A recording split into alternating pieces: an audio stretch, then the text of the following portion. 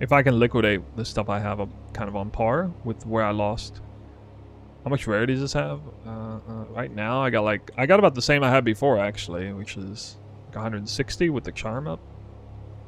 Flicker strike. Oh, finally, I actually flickered a little bit there. Did you see that? I made the connection. I need to get so much attack speed that I beat the speed of... I need to flicker faster than the speed of light. So if I can flicker faster than the Herald explosion kills the mobs. How's it work on bosses? Oh, well, I mean, it's just Tempest, Flurry, and Bell on bosses get destroyed, so it's fine. With or without power charges, doesn't even matter. Damage is stupid on this build already. I haven't barely started scaling attributes. Rings could be better. It's so weird because there's so many different things I can do. I can just do this.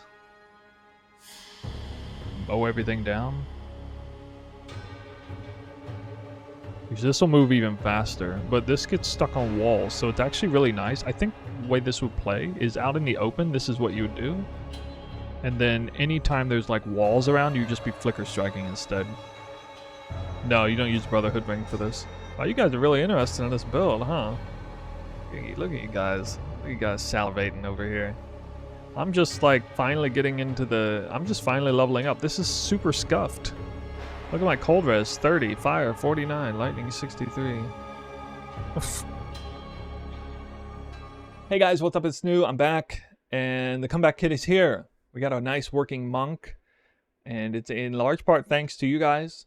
Definitely got to thank the community on this one. That's how I'm going to open the video, honestly. As you got to see in the intro, that I am doing some pretty fun stuff with Flicker Strike still. Different setup.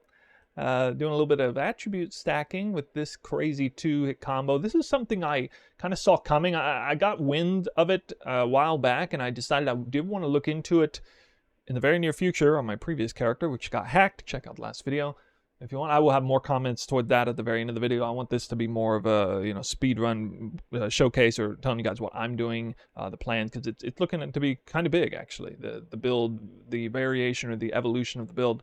Attribute stacking is wildly powerful, and definitely going to have a lot to offer for Flicker Strike or just Tempest Rush in general.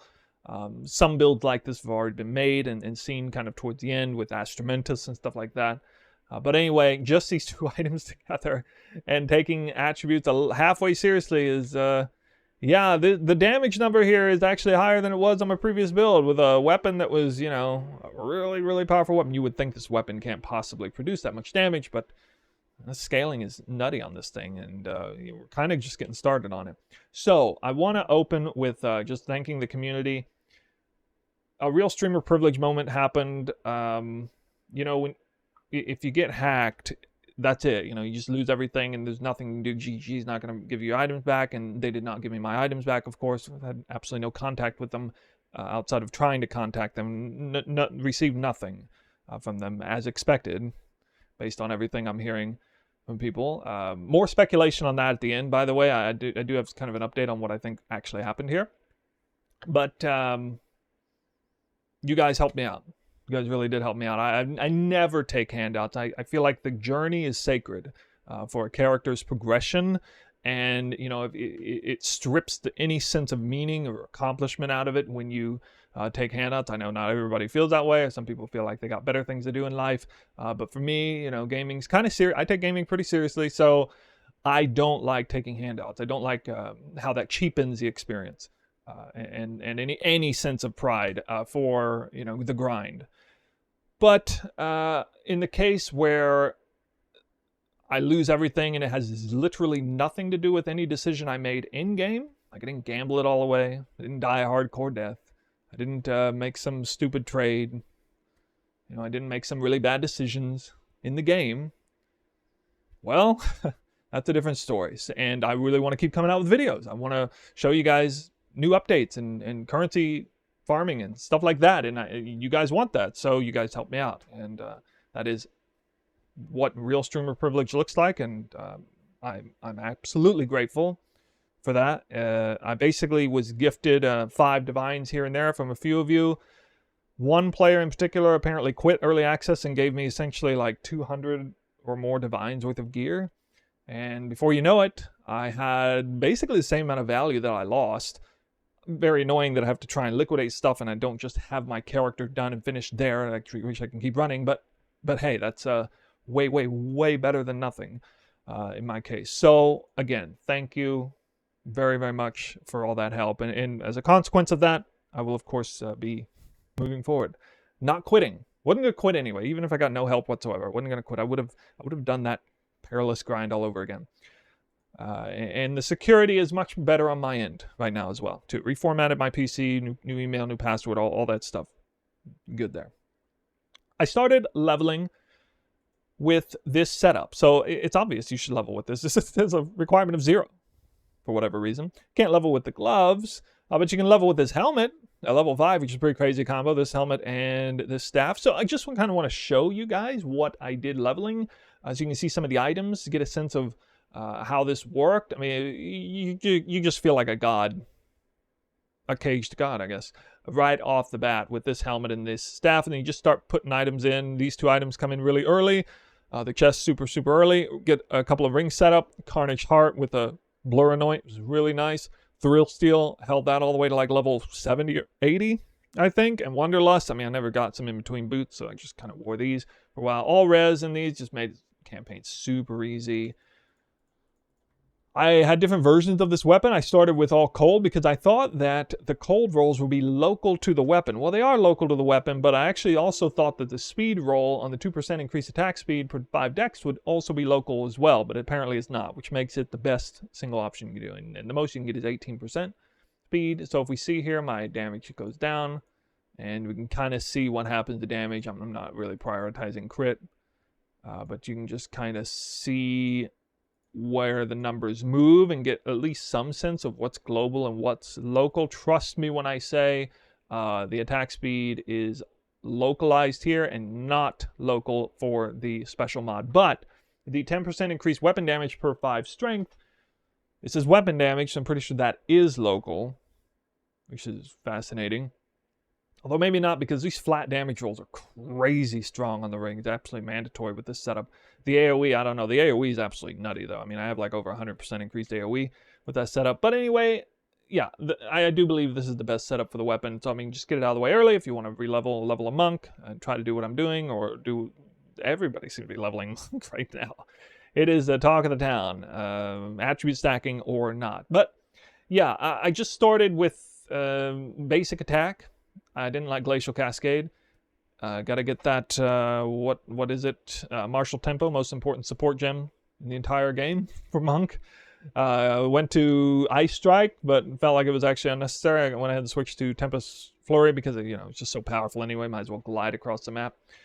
The Bell, never really even needed to put it down. I got Flicker Strike as soon as I could. And it was a very easy process. So I just kind of, I didn't really have to take the lessons I learned from the first time through, which I died a lot. I didn't die at all till like level 80. Died 5 times now. And yeah, we're level 91. And that was with some crazy missing resistances too, all the way up through like early level 90.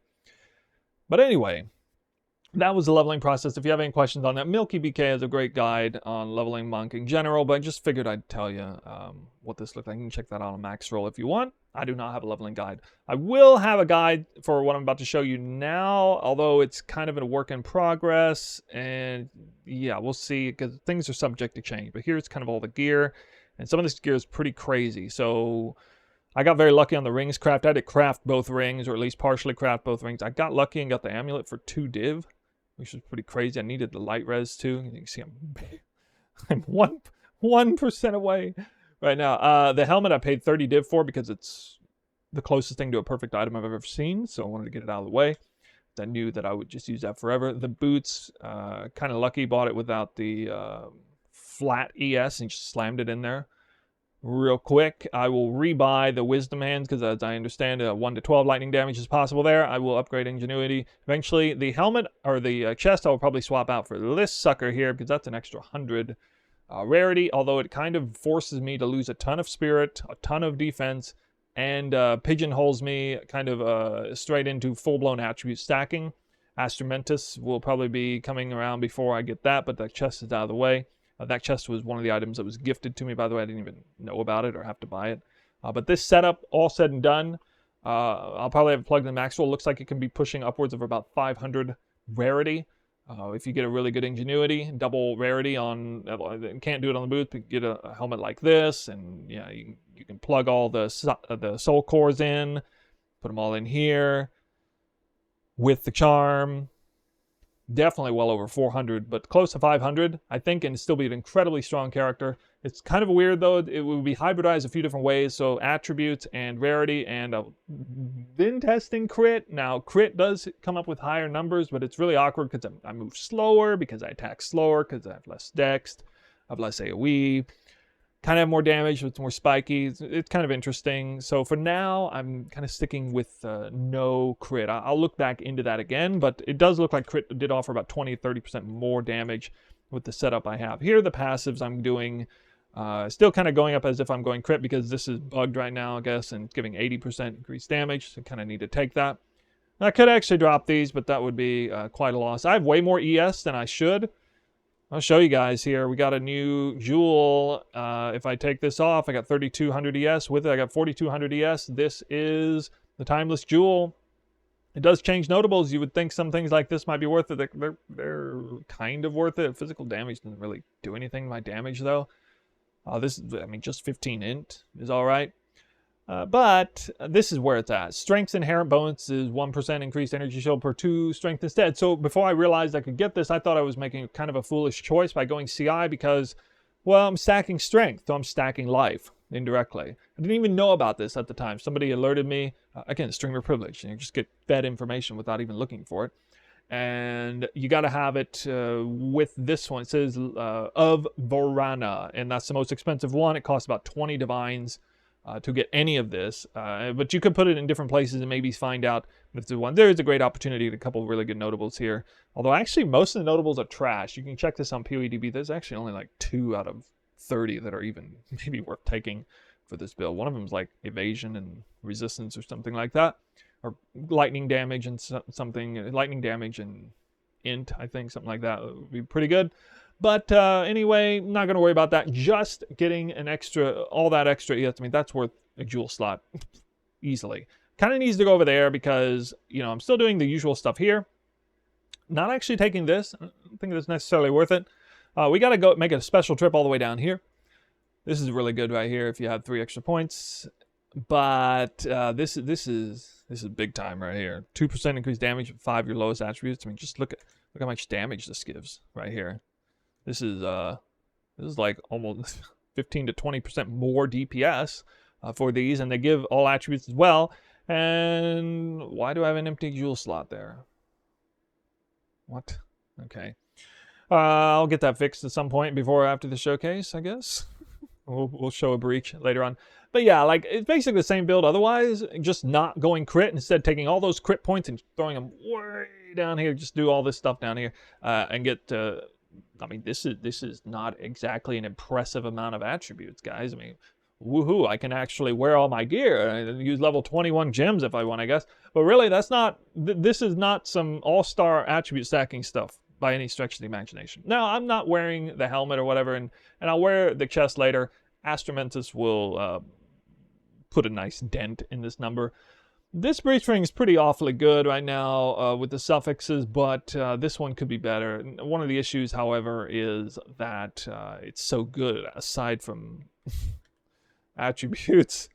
Getting the resistances is actually pretty dang tough, guys. I mean, I got 2 big rolls on the helmet and the boots, and with the rarity on the other side. You can't get any on the belt. You can't get any on the gloves.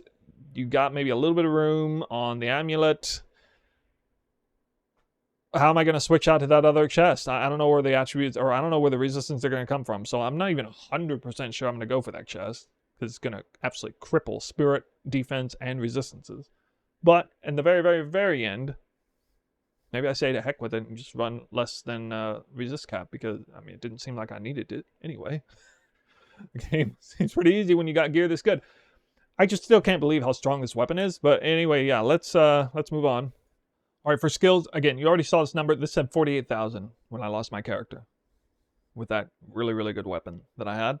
I can't remember what the other numbers. I just remember that one for the basic quarterstaff attack. That's kind of a baseline. DPS numbers of Martial Temple, Rage, Inspiration, Magnified Effect, and Crescendo. So I guess, you know, I put Magnified back in here. Apparently it does count with the increased range. And this skill plays a bigger role than normal because we're moving fast with it. In fact, much more speed than this, and I will not be straight running very much. I'll just be holding right click. Although mana regen's an issue. We got mana on kill to help with that and some other options potentially. I'm doing Combat Frenzy, and that is because I'm also doing Charged Infusion. Charged Infusion gives me more skill speed when I have Frenzy up.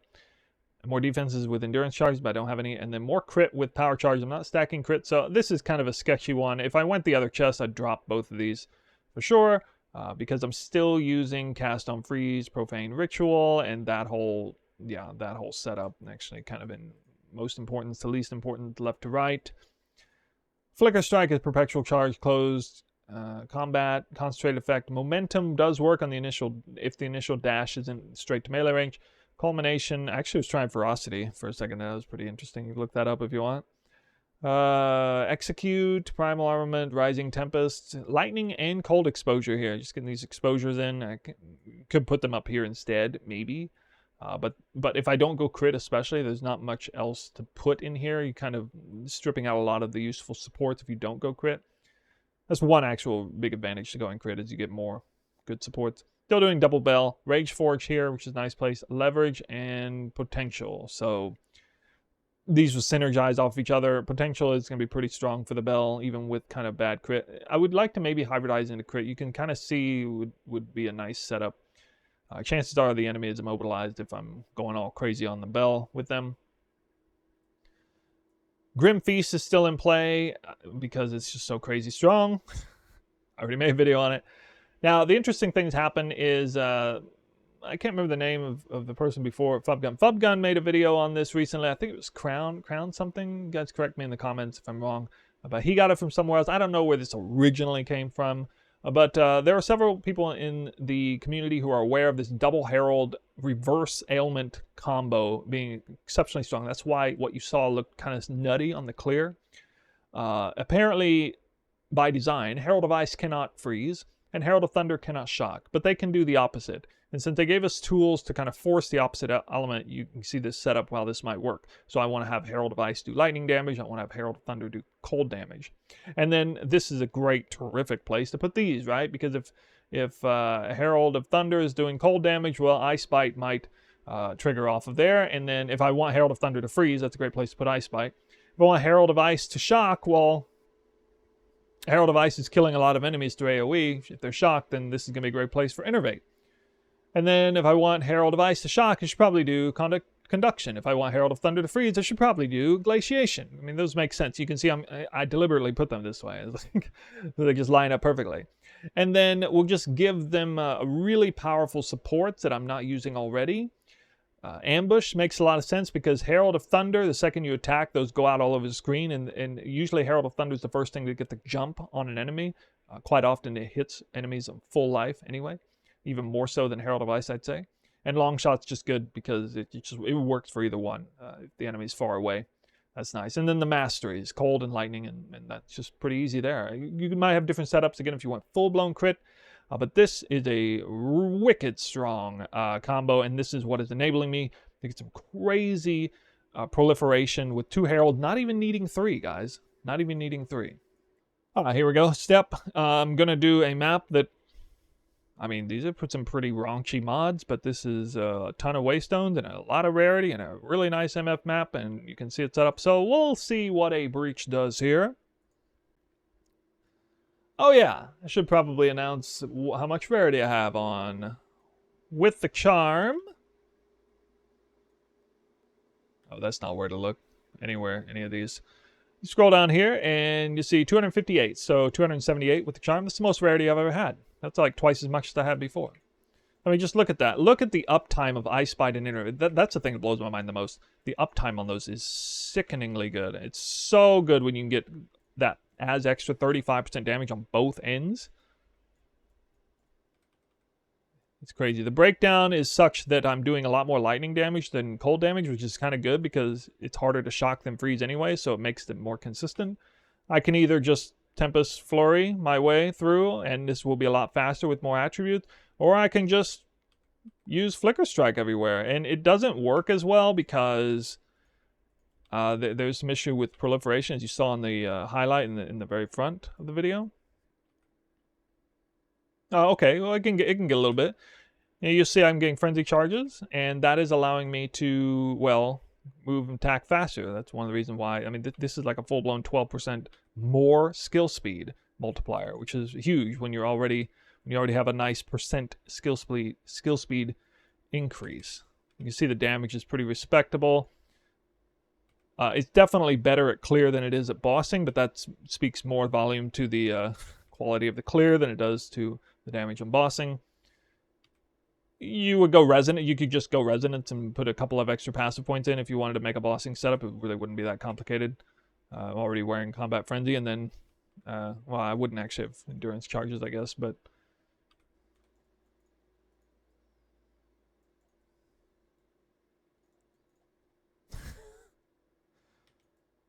Okay. First one I've dropped of those on my character.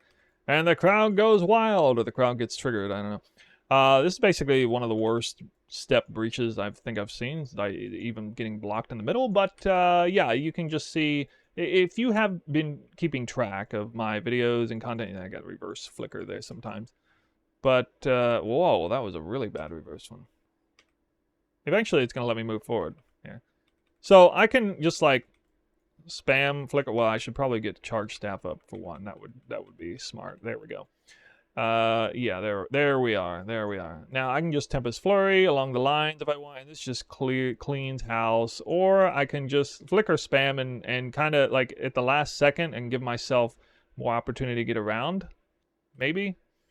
But anyway, you know, I'm just like spamming Flicker Strike at this point. And I didn't miss anything in this breach, unless, you know, there's still stuff opening up, but it's basically done. I mean, that wasn't the greatest breach placement ever, and that was actually pretty bad performance with, like, backwards flickering, but the clear was just so absurd, and I'm just able to move around so fast. Anyway, it doesn't matter. So even in a bad situation. And then, of course, Flicker Strike is going to be absolutely premium on the truly bad layouts, when you try to do breaches on bad layouts. And I know, you know, I'm putting emphasis on breach. That's because breach is like a notoriously good way to farm currency, and that's what people want. People want a build that can do breach really well. That's what they're looking for. And this build definitely going to do it. If anything, I'm having issues with Flicker Strike because I guess the Herald pops are actually too strong. So I guess that's it. I mean, this video is obviously going to be a little bit long, but I don't like leaving things out. That's kind of for me, the quick and dirty on the build, things that are coming to fruition. I'm not exactly sure where the next passive points are going to be. Take a look at the max roll link if you want to kind of get a sense. There will be a new tab with a new update with some of the gear, a bunch of rarity, and that's exciting. And if you want to make good currency, just pull up a build showcase, be a streamer, and just drop a perfect jeweler's orb and get paid. It's pretty nice. Pretty nice. Now let's talk about addressing some of the remaining concerns that people had. There obviously was a tremendous amount of support. A lot of people were happy, and the biggest thing I'm happy about is the fact that it got some notice, and that a lot of people said they went straight home and changed their password. And I'm sure that saved a lot of accounts, or at least a number of accounts, because there really are a lot of people who are getting their stuff hacked, their accounts cleaned out. But there were some people who weren't very happy about the video, thought maybe I was a bit harsh, accused me of accusing GGG of a data breach, talking about like this, that, well, you know, they would have to inform the government, all this stuff. That's nice and all. The problem with that is that I wasn't actually accusing.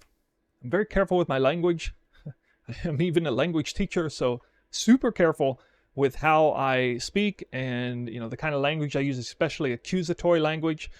I did not outright claim that there was a breach. I did not state it. I used language like, was there a data breach? That was like the thumbnail question. I think there might have been a data breach. You keep watching this video and you might come to the conclusion that there was a data breach. Okay, that's special language that's specific to protect oneself from technically accusing someone. I wanted to bring it to the fold, though, okay? I wanted to be a talking point, and that's fair, okay? It's free speech. You can talk about what we want in the channel, and you can like it or not like it. but I was not accusing them of that. I'm a big defender of GGG. I think they do a great job, all things considered.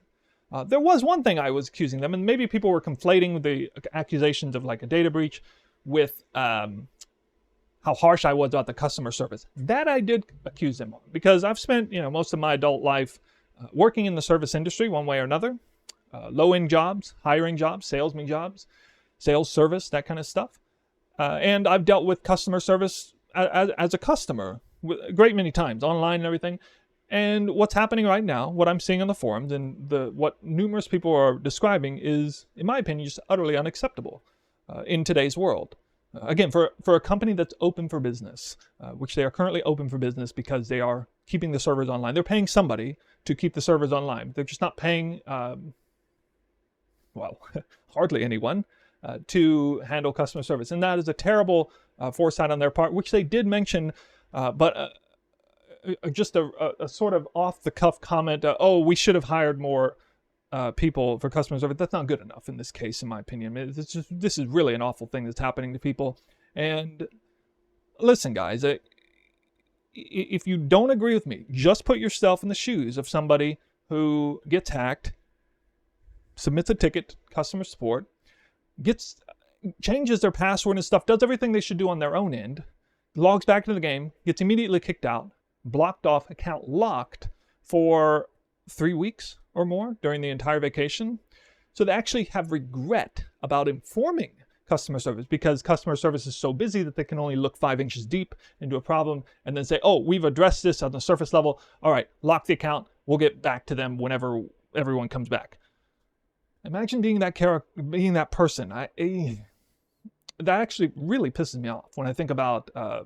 I would be more than livid in that situation, and I would be raising all hell with my platform if that were to happen to me. And in fact, I'm slightly afraid that will happen to me, because I did submit a ticket and I did post a screenshot of the hacker trying to sell my own gear. And because I did that, I put myself at risk of getting locked out for weeks on end by GGG themselves.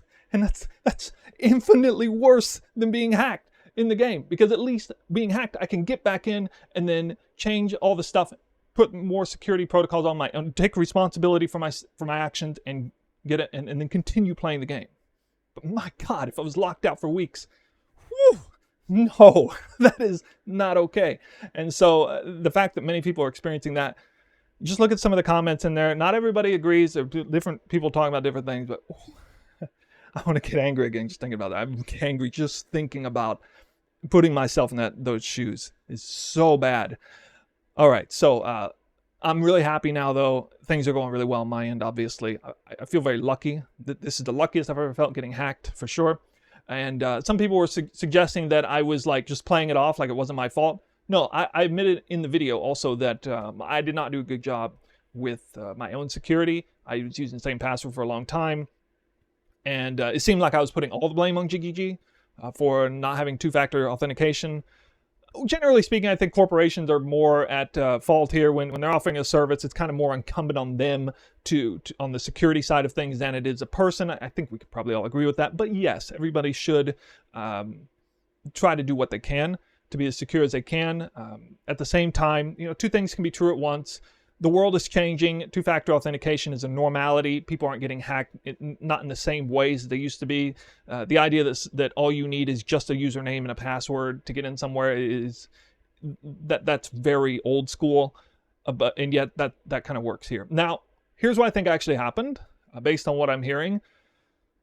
Kind of alluded to this earlier. Only wealthy people got hacked. That's because they were using Trade. So it seems like Trade, the actual PoE Trade site, has some sort of, again, not going to call it a security breach, because there's different layers of that. I don't think people are like getting their sensitive information stolen here.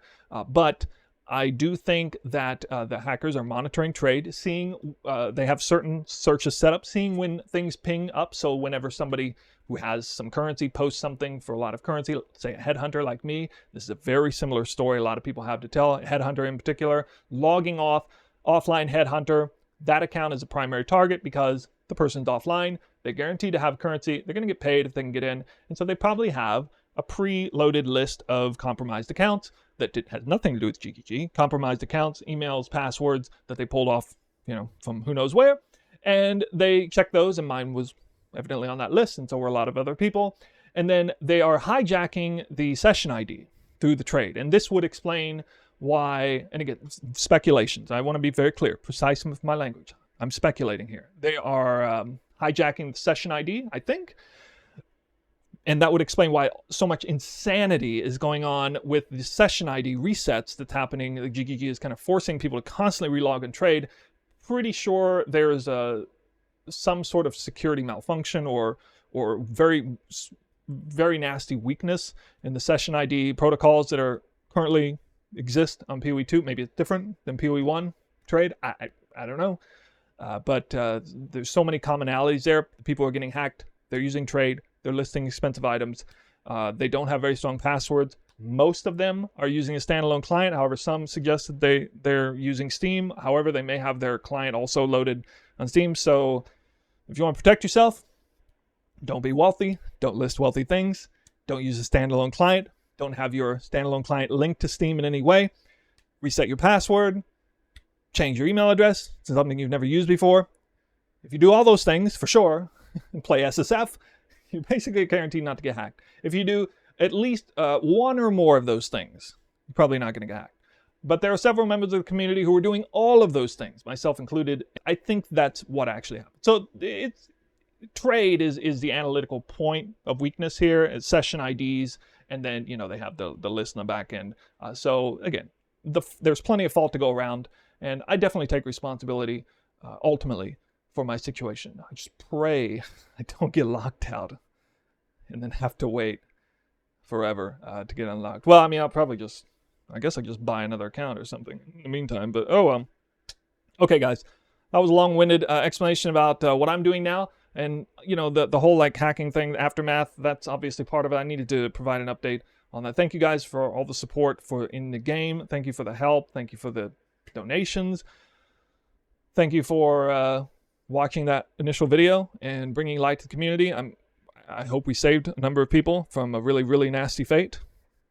Unfortunately, so many others are still in the dark, stuck in the wilderness, and their accounts locked down or gone or missing or whatever. Hopefully they can get stuff back up and running, and I hope GGG comes back sooner than later. Okay. But in the meantime, I'm going to keep playing, and we'll start coming out with some more interesting videos.